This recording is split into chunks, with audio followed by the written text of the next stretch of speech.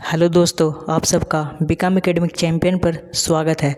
तो आज वायुमंडल के टॉप 70 क्वेश्चन देखने वाले हैं जो क्वेश्चन बार बार एग्जाम में आते हैं। तो चलिए शुरुआत करते हैं। वीडियो को लास्ट तक जरूर देखिएगा और अच्छे लगे तो चैनल को लाइक भी कर लीजिएगा। तो देखिए, पहला प्रश्न है, पृथ्वी के वायुमंडल का कितना प्रतिशत भाग 29 किलोमीटर की ऊंचाई तक पाया जाता है। तो कितना प्रतिशत भाग जो 29 किलोमीटर की ऊंचाई के अंतर में आ जाता है, तो हमारा आंसर हो जाएगा 97%। करेक्ट आंसर होगा option number D, 97% correct answer है। अगला प्रश्न देखिए, निम्नलिखित में से कौन सा कथन असत्य है। तो कौन सा कथन असत्य है, तो पहला देखते हैं। पहले, वायुमंडल की ऊपरी सीमा लगभग इतना किलोमीटर की ऊंचाई तक है, ये सही है। वायुमंडल का 50% भाग 5.6 किलोमीटर की ऊंचाई तक सीमित है, ये भी सही है। ऊंचाई में वृद्धि के साथ साथ जलवाष्प की मात्रा में वृद्धि होती है, ये गलत हो जाएगा। तो हमारा आंसर हो जाएगा option number C, correct answer हो जाएगा। अगला प्रश्न देखिए, तीसरा नंबर क्वेश्चन है, वायुमंडल का सर्वाधिक अस्थायी तत्व है। तो सर्वाधिक अस्थायी तत्व कौन सा है, तो जलवाष्प है। ऑप्शन नंबर डी, जलवाष्प करेक्ट आंसर हो जाएगा। अगला प्रश्न देखिए, चौथा नंबर क्वेश्चन है, वायुमंडल में सर्वाधिक कौन सी गैस मिलती है, मतलब सबसे ज़्यादा गैस कौन सा है। तो हमारा आंसर हो जाएगा नाइट्रोजन। तो option number C, nitrogen correct answer हो जाएगा। अगला प्रश्न देखिए दोस्तों, वायुमंडल में सर्वाधिक मात्रा में विद्यमान अक्रिय गैस कौन सी है। तो सर्वाधिक मात्रा में अक्रिय गैस कौन सा है, तो आर्गन है। Option number A, argon correct answer हो जाएगा। अगला प्रश्न देखिए दोस्तों, वायुमंडल मुख्यतः गर्म होता है, मतलब वायुमंडल कैसे गर्म होता है, तो पृथ्वी के विकिरण के द्वारा वो गर्म हो जाता है। तो ऑप्शन नंबर बी, पृथ्वी का विकिरण करेक्ट आंसर हो जाएगा। अगला प्रश्न देखिए, निम्न में से कौन सा युग्म वायुमंडल की गैसों की बढ़ती मात्रा को दर्शाता है। तो हमारा आंसर हो जाएगा, सबसे पहले बढ़ती मात्रा मतलब कम से बढ़ने की ओर जाना है। तो सबसे कम है ओजोन, उसके बाद है CO2 कार्बन डाइऑक्साइड, उसके बाद है O2 ऑक्सीजन, उसके बाद है नाइट्रोजन। तो हमारा option number A correct answer हो जाएगा। अगला प्रश्न देखिए दोस्तों, निम्नलिखित में से कौन सी गैस ग्रीन हाउस प्रभाव के लिए उत्तरदायी है। तो ग्रीन हाउस प्रभाव के लिए उत्तरदायी है, तो हमारा आंसर हो जाएगा CO2। Option number B, carbon dioxide correct answer हो जाएगा। वीडियो अच्छी लग रही हो तो लाइक कर लीजिएगा और चैनल को सब्सक्राइब भी कर लीजिएगा। अगला प्रश्न देखिए, सूर्य की तीव्र किरणों द्वारा झुलसने से वायुमंडल की कौन सी गैस हमारी रक्षा करती है। तो ओजोन रक्षा करती है। ऑप्शन नंबर सी, ओजोन हमारा करेक्ट आंसर हो जाएगा। अगला प्रश्न देखिए, पृथ्वी के वायुमंडल में पाई जाने वाली निम्नलिखित गैसों का सही अवरोही क्रम है। अवरोही मतलब होता है घटते हुए, मतलब बढ़ने से घटने की ओर। तो सबसे ज़्यादा तो नाइट्रोजन है, उसके बाद क्या हो जाएगा, तो उसके बाद हमारा हो जाएगा ऑक्सीजन। तो एक और तीन इसमें भी है, इसमें भी है। उसके बाद हो जाएगा कार्बन डाइऑक्साइड, मतलब इसका मतलब है 1 2 3। उसके बाद हो जाएगा हमारा आर्गन, उसके बाद नियोन, सबसे कम नियोन है। तो option number A correct answer हो जाएगा, nitrogen, oxygen, carbon dioxide, argon और नियोन। अगला प्रश्न देखिए दोस्तों, भूपृष्ठ में परावर्तित अवरक्त विकिरण के अवशोषण द्वारा भू वायुमंडल के तापमान में वृद्धि की प्रक्रिया को क्या कहते हैं। तो क्या कहते हैं, तो उसको ग्रीन हाउस प्रभाव कहते हैं। Option number C, greenhouse प्रभाव करेक्ट आंसर हो जाएगा। अगला प्रश्न देखिए, वायु में नाइट्रोजन का प्रतिशत कितना है। तो वायु में नाइट्रोजन का प्रतिशत कितना है, तो यह ऑप्शन के हिसाब से 78.003% है। Option number C correct answer हो जाएगा। अगला प्रश्न देखिए दोस्तों, 13 नंबर क्वेश्चन है, सही उत्तर चुनिए जो कि वायुमंडल की परतों की क्रमबद्धता को दर्शाता है, मतलब क्रम में दर्शाता है। तो सबसे पहले परिवर्तन मंडल आता है, उसके बाद समताप मंडल आता है, उसके बाद मध्यम स्थल मंडल आता है, उसके बाद आयन मंडल आता है, उसके बाद आयतन मंडल आता है।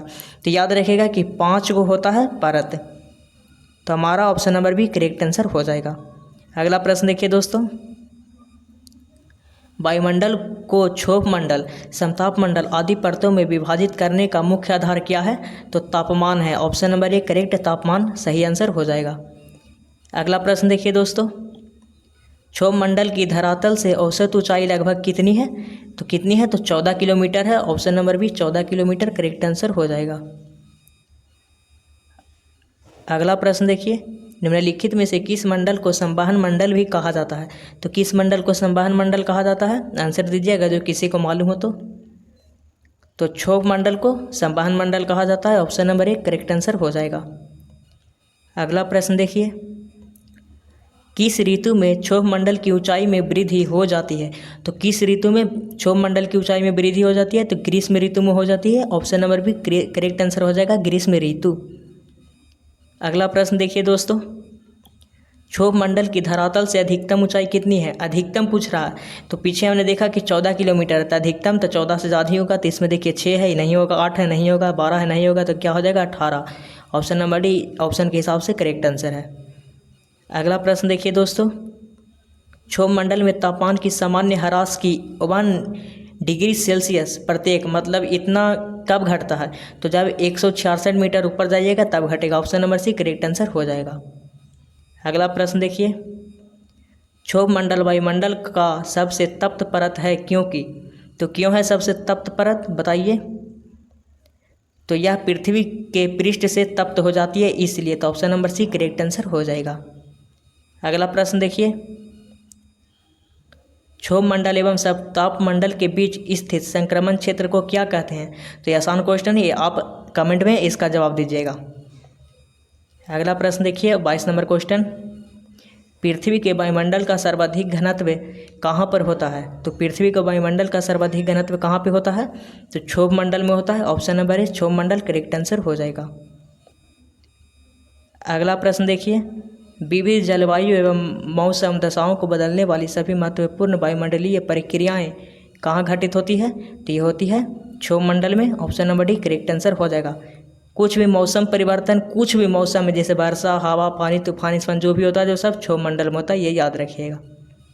अगला प्रश्न देखिए दोस्तों, 24 नंबर क्वेश्चन है, क्षोभ मंडल जिसका अंग्रेजी में ट्रोपोस्फेयर बोलते हैं, वायुमंडल का निचला स्तर है जिसकी ऊंचाई भूमध्य रेखा पर होती है। मतलब भूमध्य रेखा पर कितनी होती है? 10 मील तक होती है। ऑप्शन नंबर ए 10 मील तक करेक्ट आंसर हो जाएगा। अगला प्रश्न देखिए दोस्तों, मेघ गर्जन वायुमंडल की किस परत में होती है? तो बताएं कोई भी घटना हो तो सब जाएगा क्षोभ मंडल में। तो आंसर हो जाएगा क्षोभ मंडल। Option number C correct answer हो जाएगा। अगला प्रश्न देखिए, परिवर्तन मंडल या क्षोभ मंडल में तापमान, तो तापमान क्या होता है? तो ऊंचाई के साथ घटता है। जब ऊंचा पर जाइएगा तो उसका तापमान घट जाएगा। Option number A correct answer हो जाएगा।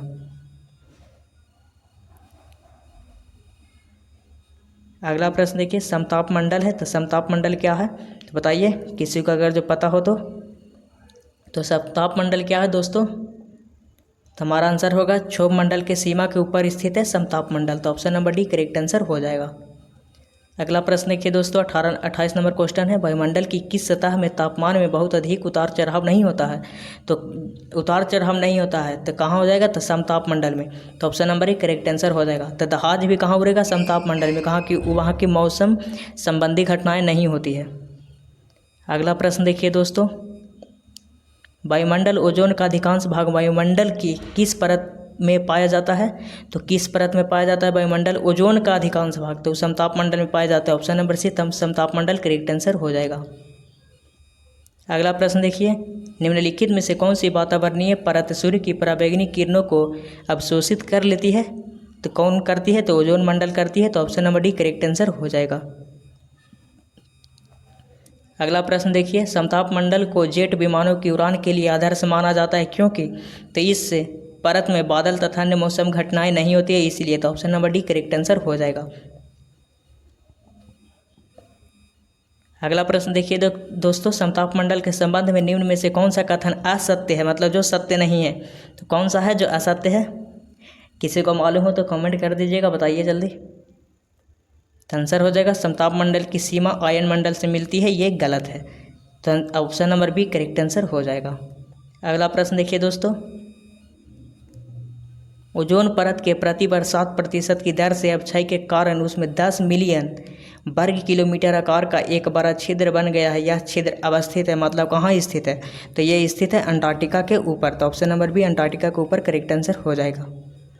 अगला प्रश्न देखिए दोस्तों, वातावरण की वह परत जो रेडियो तरंगों को परावर्तित करती है कौन सी है? तो कौन परावर्तित करती है? तो आयन मंडल करती है। ऑप्शन नंबर ए आयन मंडल करेक्ट आंसर हो जाएगा।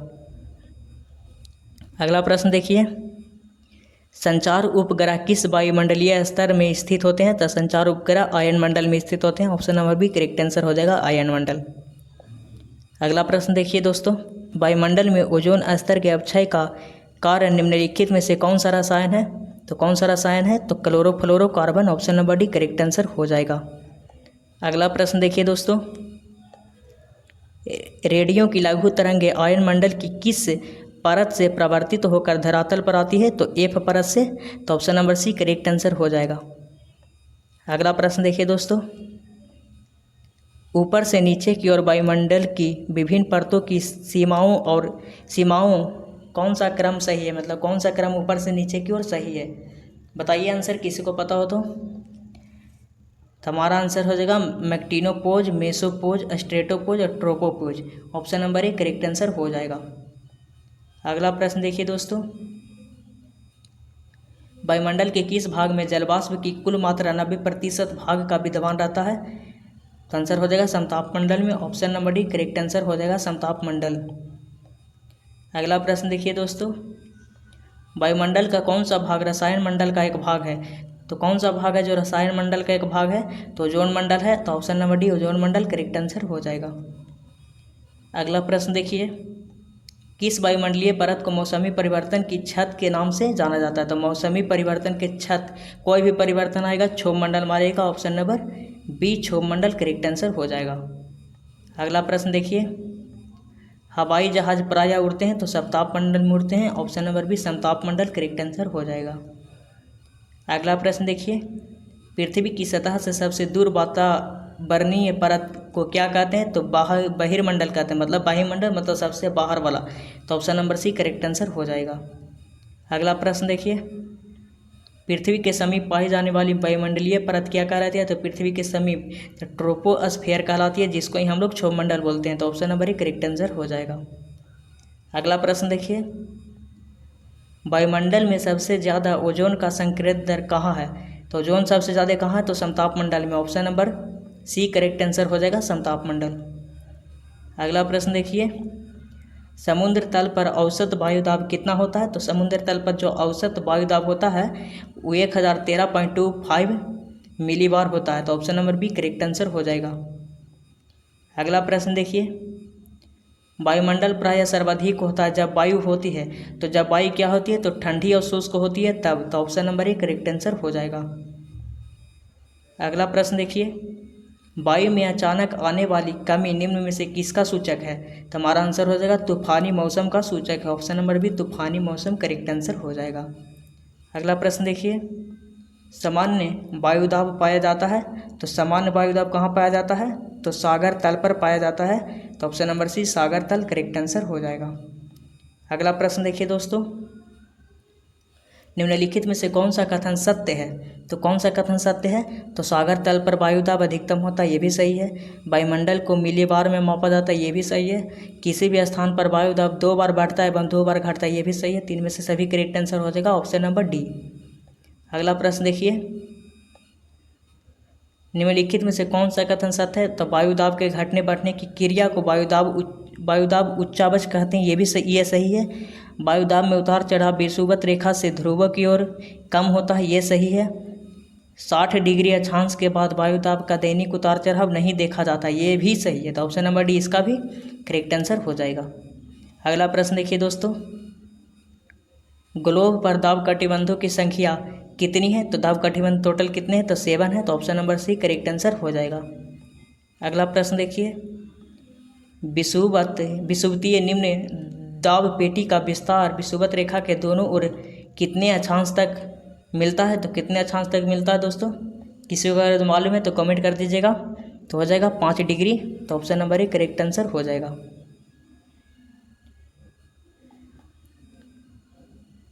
अगला प्रश्न देखिए दोस्तों, विषुवतीय निम्न दाब पेटी का विस्तार विषुवत रेखा के दोनों ओर कितने अक्षांश तक मिलता है? तो 5 डिग्री अक्षांश तक मिलता है। Option number A correct answer हो जाएगा। अगला प्रश्न देखिए दोस्तों, डोल्ड्रम पेटी का विस्तार सामान्यतः पाया जाता है। तो 5 डिग्री नॉर्थ से लेकर 5 डिग्री साउथ तक पाया जाता है। तो option number D correct answer हो जाएगा। अगला प्रश्न देखिए दोस्तों, डोल्ड्रम क्षेत्र की विशेषता होती है। तो निम्न दाब एवं शांत पवन, वहाँ पे ज़्यादा हवा नहीं चलती है, मतलब शांत चलती है। तो option number D correct answer हो जाएगा। अगला प्रश्न देखिए दोस्तों, शांत पेटी किस रेखा के दोनों ओर पाई जाती है? तो शांत पेटी है जो किस रेखा के दोनों ओर पाई जाती है? तो भूमध्य रेखा के दोनों ओर पाई जाती है। Option number A correct answer.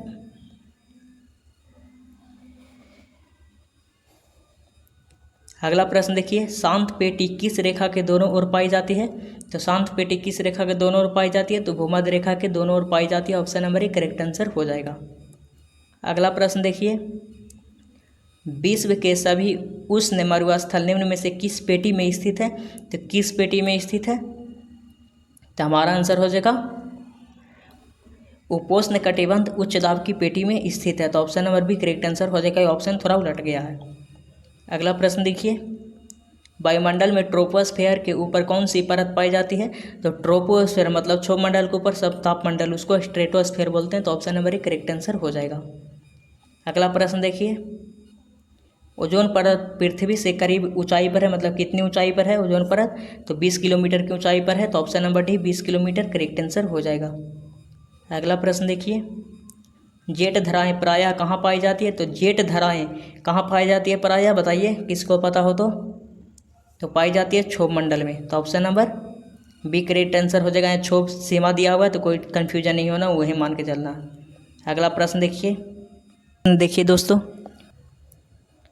अगला प्रश्न देखिए दोस्तों, 62 नंबर क्वेश्चन, निम्नलिखित में से कौन सी परत हमारे वायुमंडल की ऊपरी सीमा है जो थर्मोस्फीयर के ऊपर 10,000 किलोमीटर तक फैली हुई है? तो बहिर्मंडल है, बाह्यमंडल हो जाएगा। ऑप्शन नंबर एक करेक्ट है, बाह्यमंडल। अगला प्रश्न देखिए, तो यहाँ पे हमारा क्वेश्चन लास्ट हो जाता है।